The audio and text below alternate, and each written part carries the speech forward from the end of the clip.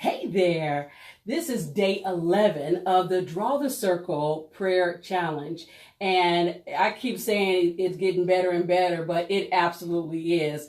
It was such a great conversation on tonight that it was all about our prayers and us being able to be connected to recognize when God is answering our prayers.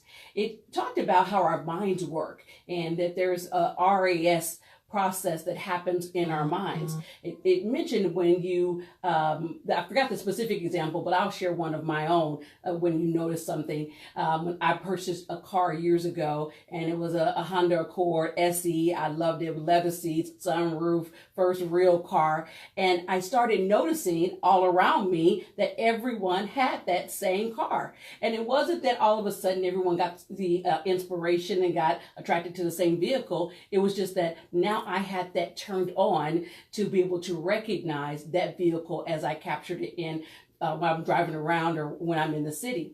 And so that same thing happens when we're in prayer and being in diligent prayer. Another thing that came up in the conversation that I thought was really great, and Jayla talked about this, the Aramaic word for prayer is slotha, and it means to set a trap. And the thing that Jayla said was, you can't set a bear trap trying to catch a rabbit.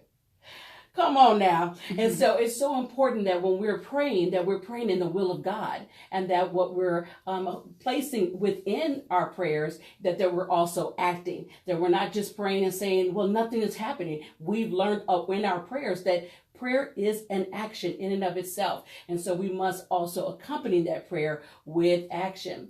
The other thing that it talked about is when you're in prayer and you are seeking God and you're connecting to Him, that the prayers, your answers will start coming. And sometimes we say, well, it's a coincidence or it just happened. It did not just happen. It happened as a result of your actionable prayers. And they likened it into an experience when you're watching a 3D movie. You know how you put on your glasses, and Jayla also brought this out, that when you go into a 3D theater and you're watching a film, if you remove your glasses, the film itself can have a little blur to it and it looks distorted and out of focus. But when you put those glasses back on, those images start coming at you. And imagine that to be your prayer in action, that as long as you have on the lens for God, that you are praying in His will, that the things that and blessings will come your way because you are calling those things. You're able to see those things in your RAS.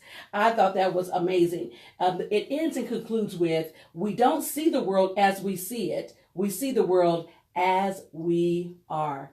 So continuing on in our quality time with Jesus.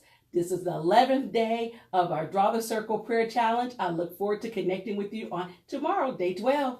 It keeps getting better.